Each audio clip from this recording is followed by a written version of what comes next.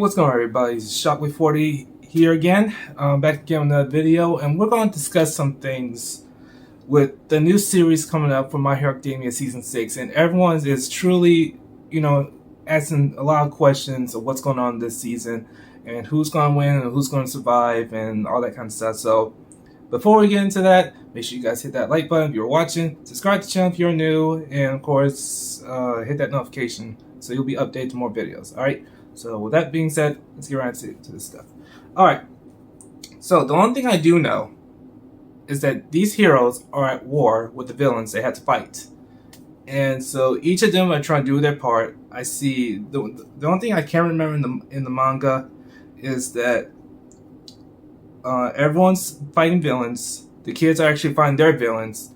Uraraka's fighting Toga, Todoroki's fighting Dabi, all on Endeavor's fighting All For One, and of course Deku is on his way to fight Shigaraki, and everyone else is trying to keep Shigaraki distracted so Deku could be here. I don't know how long it'll take him to get here before things turn out to be a disaster, but I hope he arrives on time because I truly believe Deku can actually defeat Shigaraki. Even though in the beginning he was kind of he was a little bit scared because he didn't know what Shigaraki could do. Even though he saw him, he pretty much know what he can do. So it's been a while since they actually can meet each other for the very first time to face one-on-one. So, and there's some other problems in the manga that everyone's saying Bakugo's dead, and there's some things that he's gonna be revived with. If it's possible, I don't know. We have to see and find out the series for ourselves to find the answers. So I'm just gonna probably guess. Alright, so Bakugo's bleeding, he's unconscious, and then he suddenly wakes up in the middle of nowhere to meet the Vestiges on One For All. And somehow his mentor found him, and I think his hero mentor is using his quirk to revive his heart because he knows he didn't have a pulse, and without a pulse he can't live. But if he can restore the pulse within his heart, he might have a chance to live. So it'll probably happen. I'm not sure. This is just a guess. Like I told you, only guess. So we'll have to see. I don't know how long they can actually hold Shigaraki for long because he is truly a monster. He has his right hand is full of hands and his left hand is pretty much normal. And he's gone crazy. He's gone every time the heroes attack him, he gets stronger and stronger. He seems to enjoy it when he, gets damaged. He doesn't even care. I'm like, I thought from the beginning that Shigaraki was a weak guy. I didn't know he was actually this strong. The only reason why he is strong because the doctor evolved him. He gave him more power. That's the only reason why. Because the doctor helped Shigaraki, and he was the one who found Shigaraki first when he was a kid, and he was a creepy kid too. I didn't know he was that creepy. He was weird childhood, but. Yeah. So, all I know is, I hope Deku arrives in time and tries to find a way to defeat Shigaraki once and for all. So, either there are two things that Shigaraki and Deku have in common, is being an All Might fan. Now, Shigaraki he actually does admire All Might, but I don't know much about his past between those two. But it's kind of a relationship that Deku doesn't probably know. So. It's really hard to put in the details into words, guys. It really is. All I'm saying, Deku, try your best to defeat Shigaraki. If you can find a weak spot, if you can find a weakness to him, do it.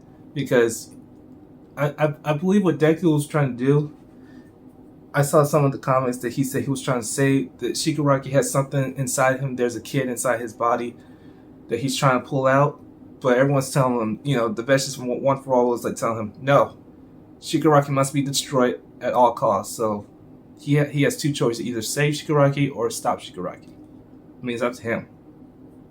But all right, that to the side. Let's move on to the next stage: Endeavor versus All For One. Now, All For One is a very powerful man, and we noticed that he's regenerating somehow, because he's probably using Aries' quirk to rewind himself. So either that, he might be able to see the the real face of him, because at that time he was pretty much dark. Even though I saw half his face right here, but his eyes were like completely red in the series. So we might see his true identity self, the fact that he's reviving himself as well. And he might become stronger or he might become weaker. It depends. And the fact that he is Deku's son, which is totally insane because I didn't know Deku had a father. I thought he just had a mother at that time, but I believe he did. He did have a father, but I don't know much about the details. They said he was supposed to have like two quirks, like floating and fire breath, but that didn't appeal to him because he wasn't born with that. He was born quirkless. You know, everyone else was born with powers, so yeah. There's a lot to discuss on that part, but all I know is that Endeavor's trying his best to stop All For One, and it's gonna take some time to find his weakness because he's crazy. So yeah.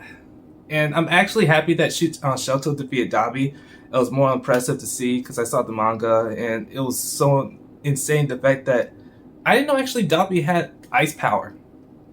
I didn't know he actually had that. I thought he just had blue fire and that was it.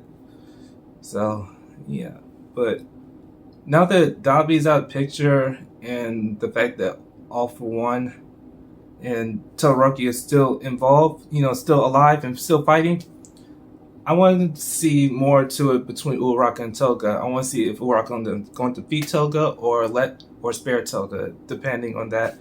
Because she really admires Uraraka a lot and she likes them. She likes her very, very much. But her childhood is truly disgusting. And I don't want to get involved with it. I'm not going to get into the details because it's disgusting. Really. Really. I don't know much about her, but I notice her childhood is gross. So, yeah. I think Uraraka might have a chance if she could find a weakness to her. Even though Toga has the ability to take people's blood and turn people into them, and even though it's temporary, still, she's gone crazy. Even though Deku rejected her and she was trying to convince her true feelings to him, saying she loves him, and that was pretty much weird. And I'm glad Deku did, rejected her because Deku doesn't know nothing about her at all. And you don't know nothing about Deku, so you shouldn't be talking to him. So, yeah. That brings up the point here, guys. I mean, we got tons of questions about this series that's coming up. Either we get some answers from Bakugo's side, Deku, if Deku's gonna be here on time, will Endeavor finish All For One? We don't know. All I'm saying, My Hero Academia fans, is we just have to sit down and just wait and see what the series tells us. Alright? So that's it for today's video, guys. Thanks for watching. I'll probably put some more more videos along the way, and I'll think of something. So yeah. Thanks for watching, folks. This is Shockwave 48. Peace out.